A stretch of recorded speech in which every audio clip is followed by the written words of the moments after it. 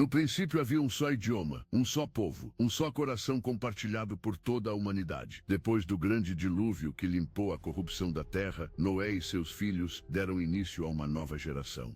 Com o passar do tempo, os homens se uniram em propósito e linguagem, povoando as planícies da terra de Sinear, a região que mais tarde viria a ser conhecida como Babilônia. Havia aqui um retrato de união. Um povo determinado, com coragem, habilidades e um espírito de cooperação que deveria honrar a Deus. O plano original era bom: trabalhar em harmonia, edificar moradas, crescer como sociedade. Mas algo começou a contaminar aquele cenário. O orgulho soprou no vento e encontrou solo fértil entre os corações humanos. Foi então que surgiu a proposta: uma cidade, uma torre, uma construção que tocasse os céus, não com a intenção de adoração, mas como símbolo de glória própria. E disseram uns aos outros: vinde, façamos tijolos e cozamo-los ao fogo. Palavras que pareciam simples, mas carregavam um desejo oculto de independência de Deus. Edifiquemos para nós uma cidade e uma torre, cujo cume toque o céu, e façamo-nos um nome, para que não sejamos espalhados